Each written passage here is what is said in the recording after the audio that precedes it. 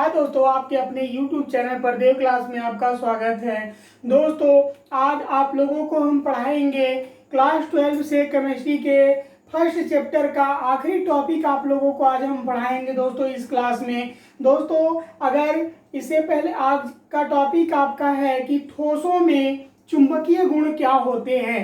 दोस्तों, आपके NCERT pattern के बुक में दिया है केवल चुंबकीय गुण क्या होते हैं, ठीक है दोस्तों। लेकिन अगर भाई और किसी बुक को आप उठाओगे तो उसमें लिखा हुआ है कि ठोसों में चुंबकीय गुण क्या होते हैं। तो दोस्तों, आज का आपका टॉपिक रहेगा ठोसों में चुंबकीय गुण।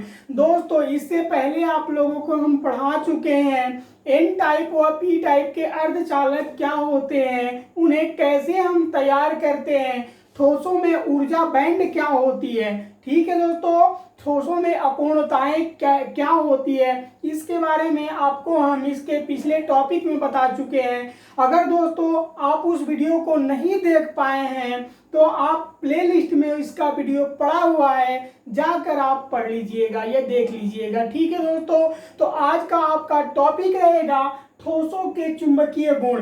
दोस्तों, इससे पहले हम बता दें आपको कि प्रत्येक पदार्थों के अंदर एक न एक चुंबकीय गुण विद्यमान रहता है, या कोई भी सूक्ष्म कण जो होते हैं दोस्तों वो चुंबकीय गुण के अंतर्गत आते हैं, अर्थात उनमें आकर्षण करने की जो क्षमता होती है वो एक चुंबक की भांति कार्य करती है, ठीक है दोस्तों। कैसे कार्य करती है, तो एक चुंबक की भांति कार्य करती है। अर्थात कहने का मेरा मतलब यह है दोस्तों कि जब अगर हम बात कर लेते हैं नाभिक के बारे में, तो नाभिक के अंदर एक आकर्षण का बल कार्य करता है, जिसके कारण आपके इलेक्ट्रॉन जो होते हैं उस नाभिक के चारों तरफ निरंतर क्या करते हैं, एक वृत्तीय कक्षा में चक्कर लगाते रहते हैं, ठीक है दोस्तों। तो आइए अब इस टॉपिक के बारे में अब हम यहाँ पर अध्ययन करेंगे। पेन कॉपी ले लीजिए, साथ साथ आप नोट करते रहिए। दोस्तों, अगर अभी तक आप हमारा चैनल सब्सक्राइब नहीं किए हैं तो चैनल को सब्सक्राइब कर बेल आइकन का बटन दबा दीजिए, ताकि हर नोटिफिकेशन आप तक पहले पहुंच जाए, ठीक है दोस्तों। तो आइए अब हम नोट करते हैं यहाँ पर, ठीक है। देखिए, अब यहाँ पर कह रहा है कि नोट कर लीजिए आप लोग, ठीक है। सभी प्रकार के पदार्थों के साथ कुछ चुंबकीय गुण संबंधित होते हैं, जिनकी उत्पत्ति इलेक्ट्रॉनों के कारण होती है, ठीक है दोस्तों। पहले ही आप लोगों को हम बताएं, प्रत्येक पदार्थ के अंदर छोटे छोटे कण विद्यमान होते हैं। अर्थात जब हम किसी पदार्थ के बारे में बात करते हैं, किसी तत्व के बारे में बात करते हैं, तो वहां पर हम लोग इलेक्ट्रॉन प्रोटॉन के बारे में बात करते हैं, ठीक है दोस्तों। तो इलेक्ट्रॉन यहाँ पर हम ले रहे हैं दोस्तों, कह रहा है कि कुछ संबंधित होते हैं जिनकी उत्पत्ति इलेक्ट्रॉनों के कारण होती है, ठीक है। तथा इलेक्ट्रॉन सूक्ष्म कण की भांति व्यवहार करता है, जिसका चुंबकीय आघूर्ण दो प्रकार की गतियों से उत्पन्न होता है, ठीक है दोस्तों। क्या होता है, दो प्रकार की गतियों से उत्पन्न होता है। कौन कौन सी गति है, तो पहला कह रहा है दोस्तों कि नाभिक के चारों ओर कक्षीय गति। दोस्तों, यहाँ पर देख लीजिए आप लोग, बनाया गया है फिगर में दिया हुआ है, यह एक नाभिक है और इसके चारों तरफ क्या कर रहा है, इलेक्ट्रॉन क्या कर रहा है, चक्कर लगा रहा है। क्या कर रहा है दोस्तों, इलेक्ट्रॉन चक्कर लगा रहा है। अर्थात जो नाभिक होता है आपका वो धनावेशित होता है, और इलेक्ट्रॉन जो होता है वो ऋण आवेशित होता है। धन और ऋण आपस में जब संपर्क करते हैं दोस्तों, तो उनके मध्य कुछ अट्रैक्शन कार्य करता है, अर्थात आकर्षण बल कार्य करता है। और दोस्तों, यहाँ पर हम चुंबकीय बल के बारे में बात कर रहे हैं, तो वही आकर्षण जो बल होता है दोस्तों, यह चुंबकीय बल की भांति व्यवहार करता है। तो यहाँ पर इसलिए हम इसको क्या कहते हैं, चुंबकीय बल लग रहा है, ठीक है दोस्तों। तो यहाँ पर ये हो गया आपका पहला पॉइंट, नाभिक के चारों ओर कक्षीय गति। यानी जब कोई हम क्या करते हैं, इलेक्ट्रॉन के बारे में बात करते हैं दोस्तों, तो यह नाभिक के चारों तरफ क्या करता है, यह नाभिक के चारों तरफ इलेक्ट्रॉन जो होता है निरंतर अपनी कक्षीय वृत्तीय चाल से क्या करता है, गति करता रहता है, कक्षीय चाल से गति करता रहता है, ठीक है दोस्तों। दूसरा कह रहा है कि उसका अपनी अक्ष के चारों ओर चक्रण होता है, अर्थात वो निरंतर यहाँ क्या करता रहता है, अपने अक्ष के चारों तरफ एक प्रकार से चक्कर पूरा करता रहता है। और दोस्तों, चक्कर पूरा करने के बाद यह 5 प्रकार से इन्हें विभाजित किया गया है। ठीक है दोस्तों, पदार्थों में इन्हें 5 प्रकार से विभाजित किया गया है। तो इसे आप नोट कर लीजिए या स्क्रीनशॉट कर लीजिए दोस्तों। उसके बाद आपको हम बताते हैं वो 5 प्रकार क्या है। ठीक है दोस्तों, तो आइए इसे आप नोट कर लीजिए। ठीक है, पर आप लोगों को हम बता दें इन्हें 5 वर्गों में वर्गीकृत किया गया है दोस्तों। अभी बताए थे आप लोगों को, यहाँ पर दिया हुआ है पहला पॉइंट अनुचुंबकीय, दूसरा पॉइंट दिया हुआ है दोस्तों प्रतिचुंबकीय, और तीसरा पॉइंट दिया हुआ है लौह चुंबकीय, चौथा पॉइंट है दोस्तों आपका प्रतिलौह चुंबकीय पदार्थ, और पांचवा जो है वो फेरी चुंबकीय पदार्थ है। ठीक है दोस्तों, तो इसमें से हम आपको 2 यहाँ पर टॉपिक आपको हम एक साथ बताएंगे इलेक्ट्रॉनों के रूप में, अनुचुंबकीय पदार्थों को और प्रतिचुंबकीय पदार्थों को दोस्तों हम किसके बारे में बताएंगे, तो इलेक्ट्रॉनों की उपस्थिति में बताएंगे। किसके बारे में बताएंगे दोस्तों, तो इलेक्ट्रॉनों के रूप में बताएंगे। इलेक्ट्रॉनों के आधार पर क्या करेंगे दोस्तों, इलेक्ट्रॉनों के आधार पर हम लोग अनुचुंबकीय और प्रतिचुंबकीय पदार्थों के बारे में अध्ययन करेंगे। ठीक है, और लौह चुंबकीय, प्रतिलौह चुंबकीय और फेरी चुंबकीय को हम लोग दोस्तों डोमेन के आधार पर क्या करेंगे, अध्ययन करेंगे। ठीक है दोस्तों, देखिए अब यहाँ पर आप कहोगे कि सर जी इलेक्ट्रॉनों के आधार पर और डोमेन क्या होता है, तो दोस्तों डोमेन अभी आपको हम आगे बताएंगे, लेकिन इससे पहले हम आपको इलेक्ट्रॉनों के बारे में बताते हैं। तो दोस्तों इलेक्ट्रॉनों के आधार पर हम लोग अनुचुंबकीय पदार्थों के बारे में बात करेंगे। तो आइए देखते हैं, कह रहा है कि वह पदार्थ जिसमें अयुग्मित इलेक्ट्रॉन पाए जाते हैं तथा ये चुंबकीय क्षेत्र की और दुर्बल रूप से आकर्षित होते हैं, तो वे पदार्थ अनुचुंबकीय पदार्थ कहलाते हैं। ठीक है दोस्तों, कहने का मतलब यह है कि अगर हम बात कर लेते हैं एस कक्षक के बारे में, क्या करते हैं दोस्तों, एस कक्षक के बारे में अगर हम बात कर लेते हैं दोस्तों, तो एस कक्षक में कितने इलेक्ट्रॉन होने चाहिए, न्यूनतम 2 इलेक्ट्रॉन, न्यूनतम 1 इलेक्ट्रॉन और मैक्सिमम 2 इलेक्ट्रॉन होने चाहिए। लेकिन यहाँ पर दोस्तों ये अयुग्मित नहीं है, यह कक्षा यहाँ पर क्या है, युग्मित है। क्या है दोस्तों, युग्मित है। तो हमें अयुग्मित करने के लिए क्या करना पड़ेगा, इसमें एक ही इलेक्ट्रॉन की उपस्थिति कराना पड़ेगा। मुक्त रूप से कोई 1 इलेक्ट्रॉन रहता है। ठीक है दोस्तों, क्या होता है, मुक्त रूप से इसमें कोई 1 इलेक्ट्रॉन रहता है जिसमें चुंबकीय क्षेत्र कार्य करता है। क्या करता है दोस्तों, जिसमें चुंबकीय क्षेत्र कार्य करता है, अर्थात इसमें चुंबकीय क्षेत्र शून्य नहीं होता है। यह भी आप कह सकते हो कि अयुग्मित इलेक्ट्रॉनों में चुंबकीय क्षेत्र शून्य नहीं होता है, अर्थात चुंबकीय क्षेत्र उसमें उपस्थित रहता है। ठीक है दोस्तों, कहने का मेरा मतलब यह है कि यह जब भी गति करेगा तो किसी एक ही दिशा से ऐसे गति करेगा। क्या करेगा दोस्तों, किसी एक ही दिशा से ऐसे गति करेगा। आई बात समझ में। अगर हम बात कर लेते हैं युग्मित इलेक्ट्रॉन के बारे में, तो युग्मित इलेक्ट्रॉन में दोस्तों एक इधर से गति करता है तो दूसरा इसका जस्ट विपरीत गति करता है।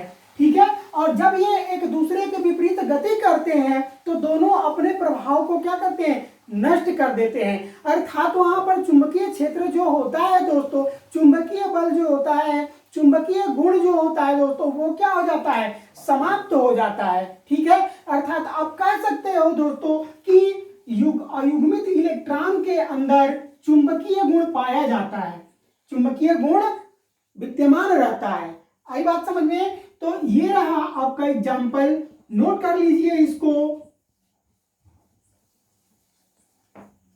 ये है आपका अयुग्मित,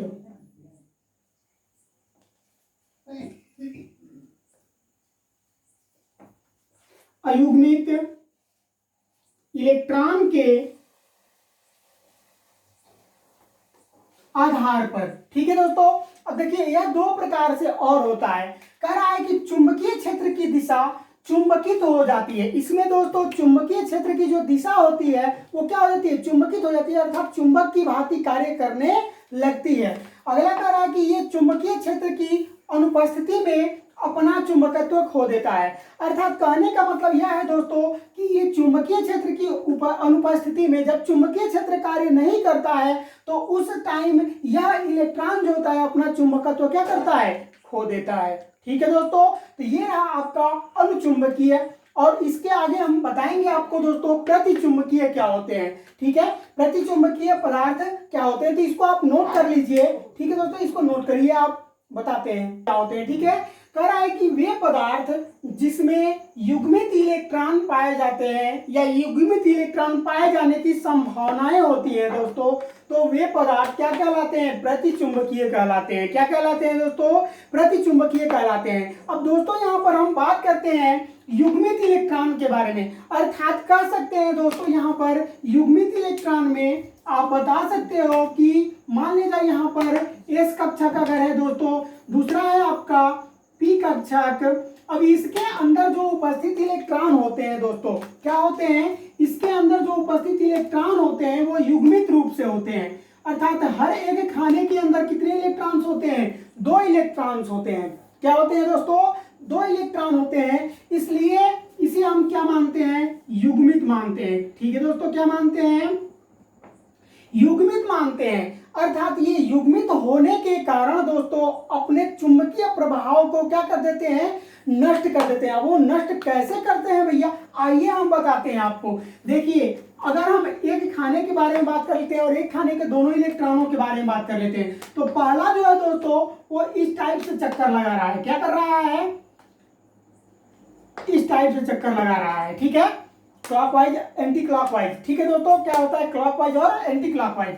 तो दोस्तों अगर ये इधर से चक्कर लगा रहा है और ये दोस्तों इसके जस्ट विपरीत चक्कर लगा रहा है, क्या कर रहा है दोस्तों, तो इसके जस्ट विपरीत चक्कर लगा रहा है, अर्थात जब इनका दोनों का एक दूसरे से चक्कर आपस में मिलता है तो दोनों जब एक दूसरे के क्या करते हैं, टकराते हैं आपस में, तो दोनों एक दूसरे के प्रभाव को क्या कर देते हैं, नष्ट कर देते हैं। ठीक है दोस्तों, और जब एक दूसरे के प्रभाव को नष्ट कर देते हैं तो वहां पर वो पदार्थ क्या होते हैं, चुंबकीय बल का अनुभव नहीं कर पाते हैं। जैसे हम मान लेते हैं दोस्तों जल है, सोडियम क्लोराइड है और बेंजीन है। बेंजीन जहां तक अगर दोस्तों हम बात कर लेते हैं तो बेंजीन का स्ट्रक्चर जो होता है आपको आगे पढ़ने के लिए मिलेगा, इस टाइप से स्ट्रक्चर इसका होता है दोस्तों। और हम बात करते हैं जब बेंजीन के बारे में, तो बेंजीन दोस्तों एक प्रकार से या क्या करता है, चुंबक की भांति व्यवहार कभी कभी कर सकता है। ठीक है दोस्तों, यह लोहे के अंतर्गत ही आता है। अगर मान लेते हैं दोस्तों यहाँ पर हम जल के बारे में, तो जल और सोडियम क्लोराइड या चुंबक की भांति व्यवहार नहीं करते हैं। आई बात समझ में। कह रहा है कि इस पदार्थों में सभी पदार्थ युग्मित होते हैं। इन पदार्थों के अंदर सारे पदार्थ क्या होते हैं दोस्तों, युग्मित होते हैं, अर्थात उनके हर एक कोषों में क्या होते हैं दोस्तों, 2-2 इलेक्ट्रॉन उपस्थित होते हैं। और इनकी जो कक्षाएं होती हैं, ऑर्बिट जो होते हैं दोस्तों, वो पूर्ण होते हैं, अर्थात उनके इलेक्ट्रॉन युग्मित होते हैं, जिसके कारण ये चुंबकीय बल को क्या करते हैं, चुंबकीय आघूर्ण को क्या करते हैं, नष्ट करके चुंबकीय आघूर्ण म्यू बराबर क्या हो जाता है, 0 हो जाता है। इसको फिजिक्स में आप पढ़े होंगे। ठीक है दोस्तों, और चुंबकीय बल जो होता है बी को ये क्या कर देते हैं, नष्ट कर देते हैं आपस में एक दूसरे को क्रॉस करके। ठीक है, आइए दोस्तों अब हम बात करेंगे लौ चुंबकीय के बारे में। लौ चुंबकीय पदार्थ और प्रतिलौ चुंबकीय पदार्थ, फेरी चुंबकीय पदार्थ। इससे पहले आपको हम डोमेन समझाएंगे।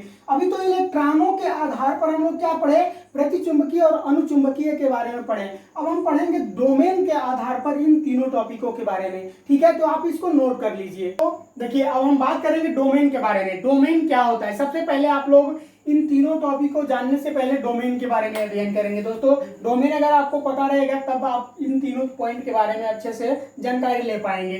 तो दोस्तों ये कह रहा है कि ठोस अवस्था में धातु आयन के छोटे छोटे खंडों में एक साथ सामूहिक हो जाते हैं तो इन्हें ही डोमेन कहते हैं। क्या कहते हैं दोस्तों, इन्हें ही डोमेन कहते हैं। इसका कहने का मतलब यह है दोस्तों कि जब छोटे छोटे जो कण होते हैं अगर वो सामूहिक रूप से मिल जाते हैं, एक दूसरे से जुड़ जाते हैं और एक सीधे रेखा में हो जाते हैं, तो वो क्या कहलाते हैं दोस्तों, डोमेन कहलाते हैं। इस प्रकार के प्रत्येक डोमेन एक छोटे चुंबक की भांति व्यवहार करते हैं। ठीक है दोस्तों, अगर छोटे छोटे हम कणों को ले लेते हैं तो वह भी एक प्रकार के चुंबक की भांति व्यवहार करते हैं। जैसे दोस्तों अगर हम कील को चिपकाते हैं तो एक से एक के अलावा दूसरा इसमें ऐसे करके हम चिपका देते हैं। ठीक है, अर्थात वहां पर कहने का मतलब यह है कि जब इसके अंदर हम चुंबक लगाते हैं और चुंबक लगा करके ऐसे कील को हम क्या कर देते हैं, चिपका देते हैं, अर्थात उनके जो छोटे छोटे कण होते हैं वो उनके अंदर चुंबकीय गुण उत्पन्न हो जाते हैं, जिनके कारण उस सारे किलो को आपस में क्या करता है, जोड़ करके रखता है। जैसे ही हम चुंबक हटाते हैं वहां से तुरंत क्या हो जाता है, वह चुंबकीय गुण जो होता है वो खत्म हो जाता है, अर्थात वहां पर सारी कीलें अलग अलग टूट जाती हैं। ठीक है दोस्तों, तो देखिए यहाँ पर जैसे हम लोग आपको बताए हैं क्लास 11th में भी पढ़े हैं दोस्तों धारा रेखीय प्रवाह के बारे में। धारा रेखीय प्रवाह आप लोग अगर नहीं पढ़े होंगे दोस्तों, क्लास 11th में पढ़े होंगे धारा रेखीय प्रवाह। दोस्तों धारा रेखीय प्रवाह क्या होता है और एक विक्षुब्ध प्रवाह होता है। तो विक्षुब्ध प्रवाह में हम लोग दोस्तों पढ़े हैं कि जब पानी गिरता है किसी ट्यूबवेल के माध्यम से, तो उसके जो कण होते हैं, अणु जो होते हैं दोस्तों, टेढ़े मेढ़े गति करते हैं। क्या करते हैं दोस्तों, टेढ़े मेढ़े गति करते रहते हैं, इस टाइप से कुछ गति करते रहते हैं। ठीक है, इस टाइप से क्या करते रहते हैं, कुछ गति करते रहते हैं, और इनकी जो गति होती है दोस्तों वो एक दूसरे को क्या करती है, बार बार टक्कर मारती रहती है। ठीक है, जिसके कारण इसमें चुंबकीय गुण उत्पन्न नहीं हो पाते हैं। और जैसे ही ये दोस्तों अगर एक कतार में हो जाते हैं, कहने का मतलब यह है कि जब यह एक सीधी रेखा में हो जाते हैं दोस्तों, तो इनके अंदर भी धारा रेखीय प्रवाह जैसे होता है दोस्तों, धारा रेखीय प्रवाह के कारण पानी आगे की तरफ क्या होता है, बढ़ने लगता है। उसी तरह से जब ये इलेक्ट्रॉन एक सीधी रेखा में हो जाते हैं, एक सीधे दिशा में हो जाते हैं दोस्तों, किसी दिशा को इंडिकेट करने लगते हैं, तो इनके अंदर चुंबकीय गुण क्या हो जाते हैं, उत्पन्न हो जाते हैं। ठीक है दोस्तों, चुंबकीय गुण उत्पन्न हो जाते हैं। आई बात समझ में आया आपको, समझ में आया ना। ठीक है, अब देखिए यहाँ पर आपको हम डोमेन समझा दिए। ठीक है दोस्तों, डोमेन में देखिए ये है आपके टेढ़े मेढ़े इलेक्ट्रॉन क्या कर रहे हैं, टेढ़े मेढ़े रूप में है, लेकिन जब इन्हीं को हम लोग तो यहाँ पर चुंबक की भांति ये व्यवहार नहीं कर पा रहे हैं, जैसे ही इनको हम सीधा कर देते हैं वैसे ही ये तुरंत क्या करते हैं, चुंबक की भांति व्यवहार करना चालू कर देते हैं। तो दोस्तों इसके आधार पर अब हम पढ़ेंगे लौ चुंबकीय पदार्थ के बारे में। ठीक है, आप इसको नोट कर लीजिए। लौ चुंबकीय पदार्थ क्या, चुंबकीय क्या होते हैं, तो वे पदार्थ जो वाह्य चुंबकीय क्षेत्र द्वारा प्रबलता से आकर्षित होते हैं और वाह्य चुंबकीय क्षेत्र हटा लेने पर भी अस्थायी चुंबक की भांति व्यवहार करते हैं, तो वे लौ चुंबकीय कहलाते हैं। ठीक है दोस्तों, कहने का मेरा मतलब यह है, हम डोमेन के बारे में आपको अभी बताए हैं दोस्तों कि जब डोमेन में वाह्य चुंबकीय क्षेत्र दिया जाता है तो सारे इलेक्ट्रॉन्स जो होते हैं एक सीधी रेखा में गति करने लगते हैं, और जैसे ही हम उसके ऊपर से चुंबकीय क्षेत्र हटाते हैं फिर भी वो अपना कार्य करते रहते हैं, चुंबक की भांति वो व्यवहार करते रहते हैं। ठीक है दोस्तों, जैसे आपको हम यहाँ पर बता दें, मान लिया जाए दोस्तों यहाँ पर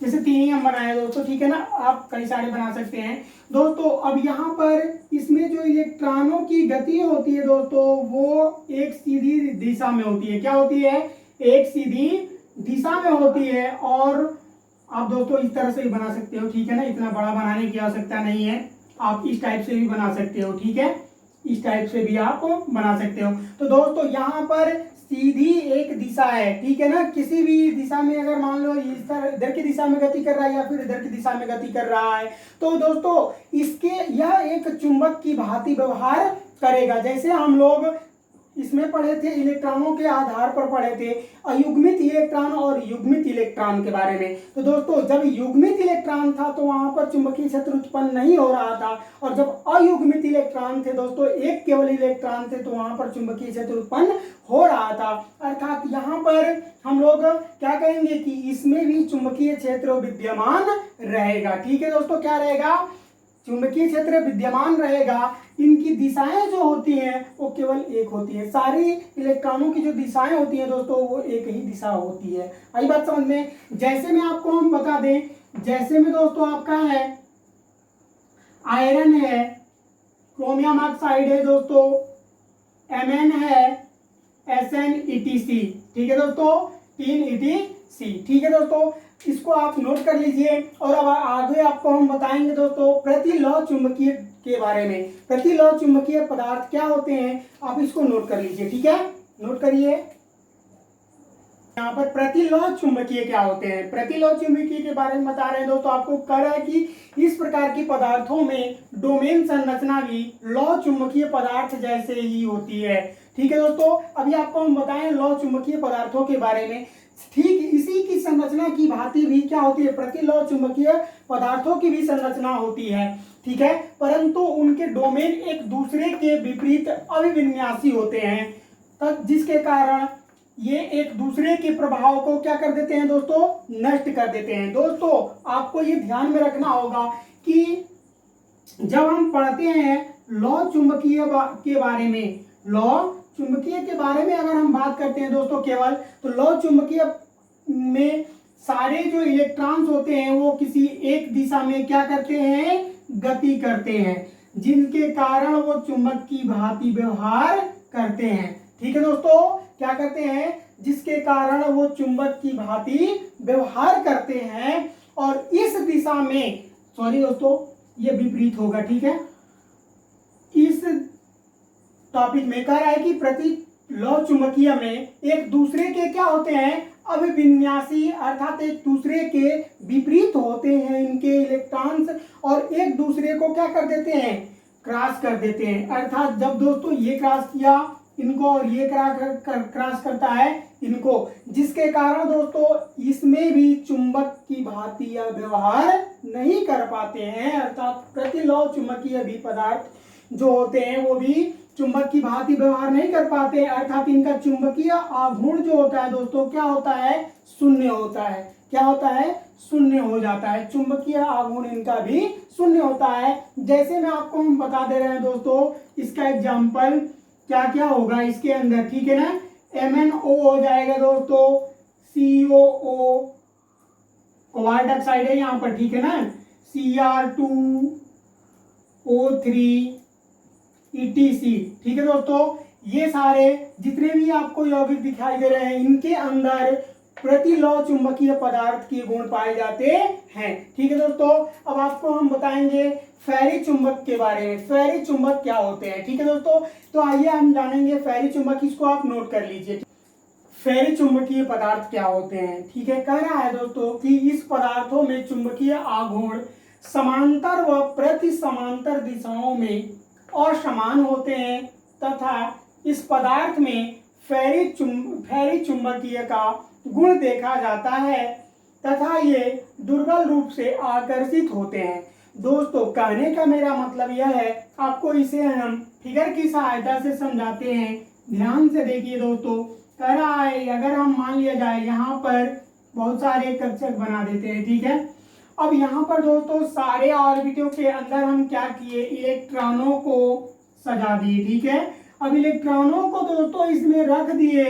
अब आप यहाँ पर ध्यान दीजिए दोस्तों, यहाँ पर आप ध्यान दीजिए कि किसी इलेक्ट्रॉनों की दिशा जो है वो विपरीत है। ठीक है दोस्तों, तो देखिए यहाँ पर पहला जो इलेक्ट्रॉन होगा विपरीत होने के कारण इसको कैंसिल कर देगा, दूसरा जो होगा इनको कैंसिल कर देगा। दोस्तों यहाँ पर एक इलेक्ट्रॉन जो होगा वो बच जाएगा, अर्थात ये युग्मित रूप से कार्य करेगा। और जब यह दोस्तों युग्मित है तो क्या करेगा, अयुग्मित जब है ये तो क्या करेगा, चुंबक की भांति व्यवहार करना चालू कर देगा। ठीक है दोस्तों, यह चुंबक की भांति व्यवहार करेगा। ठीक है, जैसे मैं आपको हम बता दें यहाँ पर दोस्तों एग्जाम्पल के रूप में MgFe2O4 है, ZnFe2O4 ETC। ठीक है दोस्तों, इन दोनों यौगिकों के अंदर फेरी चुंबकीय पदार्थ का गुण पाया जाता है। दोस्तों आप इस बात को ध्यान रखिएगा कि जब दो समांतर इलेक्ट्रॉन जो होते हैं एक दूसरे को क्या कर देते हैं, क्रॉसित कर देते हैं, अर्थात एक दूसरे के प्रभाव को समाप्त कर देते हैं, तथा एक इलेक्ट्रॉन बच जाता है और वो इलेक्ट्रॉन युग्मित रूप से कार्य करता है, तो वह जो होता है युग्मित रूप से कार्य करने वाला इलेक्ट्रॉन ही फेरी चुंबकीय के अंदर चुंबक का गुण उत्पन्न करता है। ठीक है दोस्तों, तो दोस्तों अगर ये वीडियो आप लोगों को पसंद आया है तो इस वीडियो को आप लाइक करें। हमारे चैनल को सब्सक्राइब अभी तक नहीं किए हैं दोस्तों, तो चैनल को सब्सक्राइब कर बेल आइकन का बटन दबा दें ताकि हर नोटिफिकेशन आप तक पहले पहुंच जाए। धन्यवाद दोस्तों।